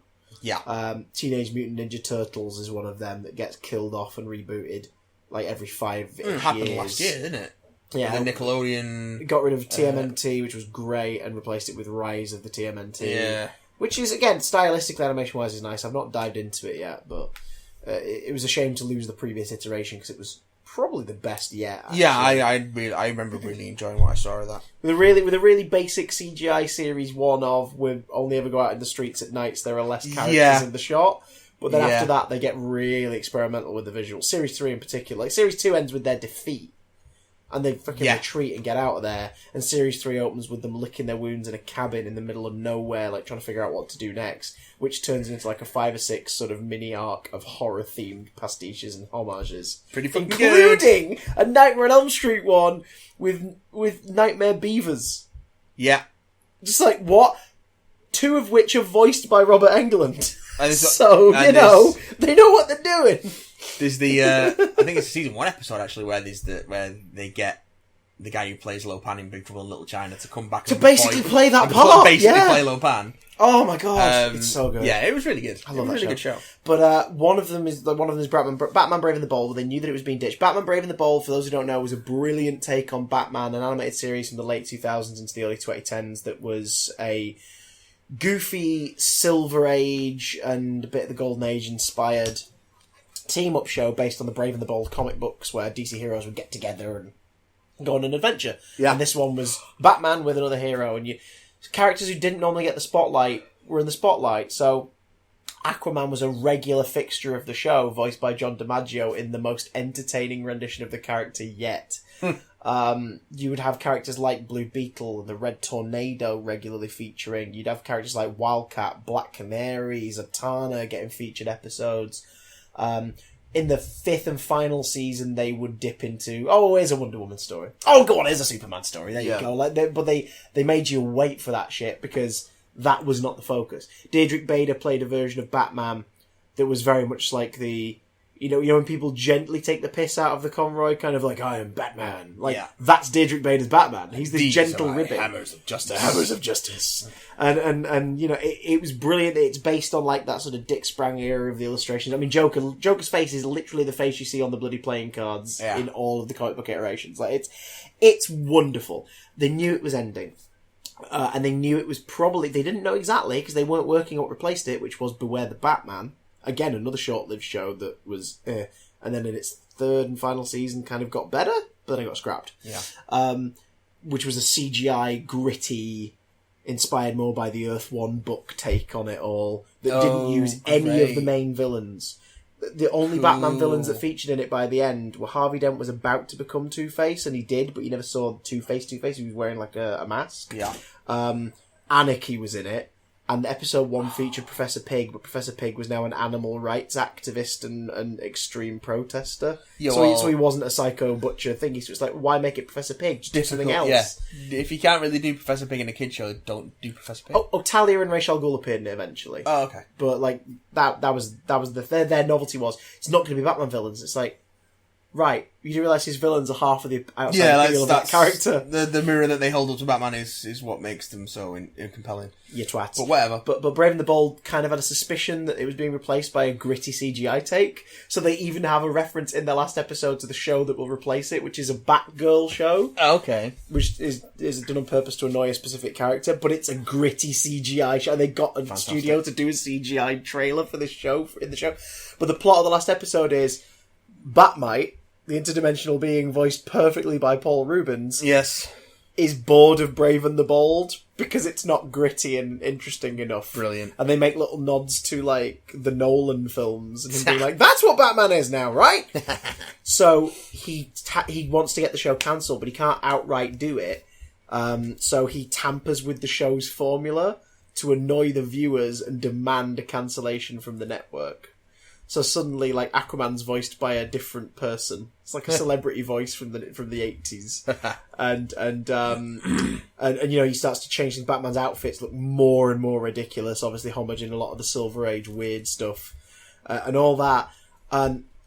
The only thing that could possibly save the day in this last episode is Ambush Bug, played by Henry Winkler, who gets involved because he sees what Batman is trying to do and he's like, no, I've got to... And he tries to basically keep Batman on the aware of what's happening so that he can help fight back against it.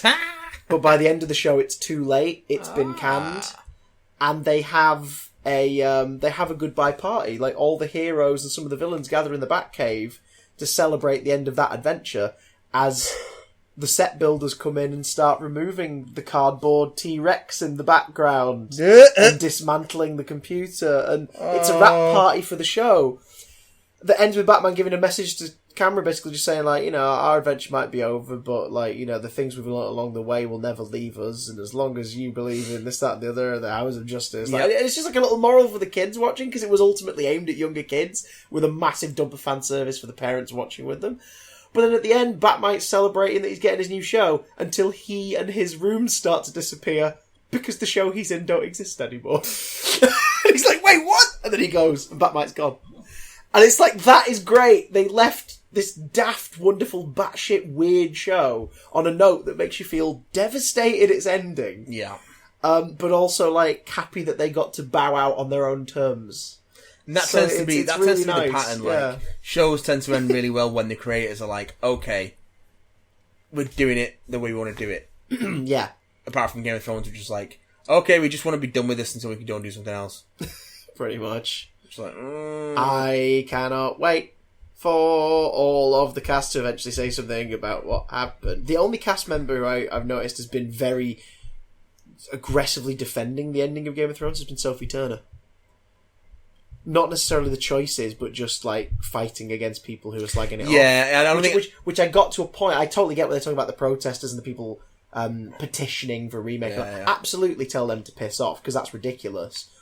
But she's been doing it still since, and it's like, Sophie, come on, Sophie. This is not the hill you want to die on. Are you going to defend Dark Phoenix as well? Jesus, it's not worth it. Just have a career. Worth it. It's not worth it. Just have a career. Just move on. Don't do this. Use the goodwill of the fan favourite roles you've played to go and make something else, and please, don't die on this hill. No. We'll get into another quick one just before we go. What about an email? Hey! I love your work. Just before we piss right off, and it's just a little something about Spidey. Oh? This one comes in from Lewis, and Lewis says... Spid your man fi from home? Yes. Says, greetings all. Potential spoilers ahead. So, Spider-Man Far From Home then. I have had major issues with this version of the character since Homecoming. I don't like the fact that Uncle Ben isn't even mentioned, and there are various other things that bug me about this particular iteration of one of my favourite fictional characters ever. These issues carried over into Far From Home and were somewhat heightened. A lot of people have misinterpreted when I say this. I absolutely do not hate the film. In fact, for the most part, I really enjoyed it. It's well-paced, fun. Zendaya as MJ isn't the traditional version of the character, but still has that essence and is fantastic, I think. Mysterio is great, and the action was exciting. But there's a certain visual during a scene toward the end. The scene in question is now one of my favourite Spider-Man sequences ever put to film, but this visual makes a clear mission statement about what they want this Spidey to be, who his guilt comes from, and what the filmmakers want him to grow into. Fair enough, but I guess this one ain't for me. Still, it's a fun film, and I'm certainly not going to be like one of those toxic fanboys who berate anybody that enjoys it. There are plenty of other versions of the character out there that I personally prefer. I can go back to watch anytime I like, and I am so glad that people are enjoying this take on the character. It's just my silly personal opinion at the end of the day. Anyway, that's me done. Bye-bye. Lewis, that is the most sensible and healthy reaction that I have ever heard in relation to this. It's nice, like, not me, but it's good for other people. I like it. Many people do not react with that actual amount of common sense. So thank you for being a nice person. I like a nuanced and balanced critique. Yeah, I mean, like that. It's true. We touched on it last week. This Spidey is not the traditional Spidey that we know. He's more Ultimate Spider-Man in terms of inspirational elements. Yeah. Particularly the later Ultimate Spider-Man. And there are flashes of the classic Spidey formula in there. There are certainly flashes of it. Yeah. I do agree with you in a way. It seems a shame that Uncle Ben has yet to be mentioned by name. I do think that is weird. After 5 appearances, it is odd. But I think it's one of those, like, they just... Everyone knows. No, true, but I mean, just no one said his name. And it's been done twice. That's strange. I don't mean, like, ever since Uncle Ben. Like, just no one said his name yet. Yeah. That is odd. We've had a nod to him. Peter's suitcase is Ben's suitcase. It's got BFP on it, so it's like, oh, that's cool. I think it's Ben Franklin Parker or something like that. But it is a shame he's not been mentioned. I would have liked to have been mentioned. Do you know what I mean? But hey, save that for the next one, because the next film I think should focus on Spidey and not the Iron Man legacy. But it's also there's definitely more cause to talk about Peter and his life in the next one now. It's also nice to see an Aunt May who isn't constantly in mourning. Oh, agreed. Yeah, like, May is just again, like Ultimate, and particularly like modern May. Yeah, like J. Michael Straczynski onwards. May has very much been her own character and has been a really brilliant character to spend time with. Also, the point where modern comics May is married to J. Jonah Jameson John Senior. Jameson. Yeah, John Jameson, who is JJ Senior. So actually gets remarried in later life, which is a neat, which was I thought was a neat. Hell, during JMS's run, she has a romantic freaking thing going on with Jarvis. Oh, of course. Throughout JMS's run and the New Avengers, yeah. Because when she's dying in the tail end of Back in Black and the start of One More Day, like Peter beats the crap out of Stark, traps him in place, and he's like, "You're going to pay for her hospital treatment." And he's like, "What do you mean?" He's like, "She's dying. She's in a coma and she's on a hospital bed because of a thing that happened because of you making me do what I did.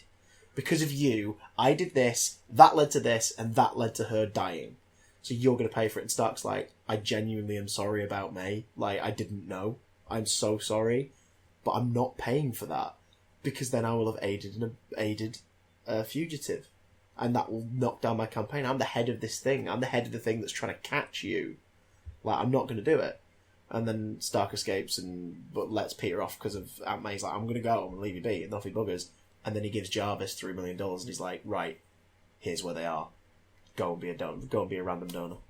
So he still does it, but Jarvis donates the money. And it's horrible because you get this it's the last moment of Jarvis sort of acknowledging his and May's relationship. Because, of course, after that, the conclusion of One More Day happens. And that is rewritten from the continuity. And it's like, oh, damn it. Because they're quite cute together. But yeah, it'd be nice if at just some point she's like, "Look, I'm going to date someone, alright?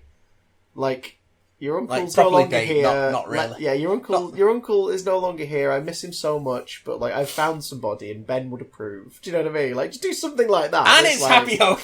And it's Happy Hogan.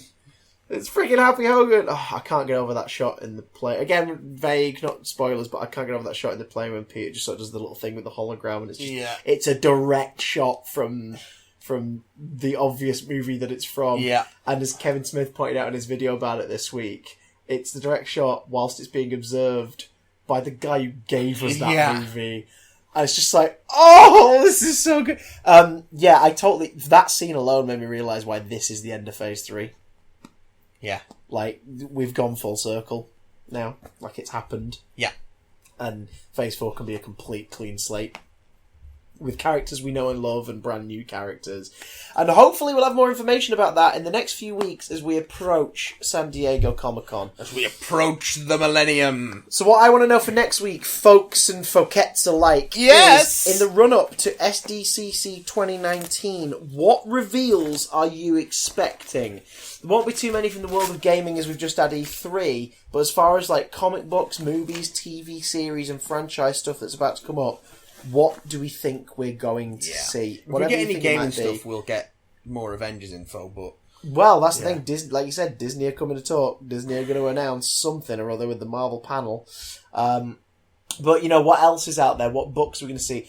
Warner Brothers is not there as DC, but DC is there with comic book shenanigans and stuff. Yeah, so but there's no like DC film or DC universe. There's no Warner Brothers panel, which is so strange. It's like, what about your other releases, Warners? But that might be because they might do what Marvel did last year, when Marvel didn't attend. Marvel Studios didn't attend, but they put bits and pieces out online over the duration or just after. We're in a new media world. Who knows what's coming next? Stuff and ting. Stuff and ting. Stuff and ting. Let us know what stuff and ting you're expecting. BigDamnContact@gmail.com. You can also tweet us at BigDamnCast. If you want to catch us streaming games and nonsense and bollocks and fun, you can go to twitch.tv/BigDamAustralian. Yeah, I haven't streamed for a while, but I will be doing it. Got to get on up with that thing. Well, apparently we need to play Doom in. Yeah, thanks for we got your email about Doom. Thanks for do you know what we should? Any excuse for me to play Doom again? Next couple of weeks, I'll come over. I'll join you for a backlogging. We'll do a random jump back into Doom. For a laugh. Okay, that's fine. I'll make sure it's installed. I'm up for that. I'm it's game. About 90 gig. It's so big. It's so big because it's so fast. Yeah, it's so fast. As was this, it went by in a drift. Love to you all. See you later. Till next week. Sega Tan Sanshiro, Sega Tan Sanshiro, Sega Tan Sanshiro.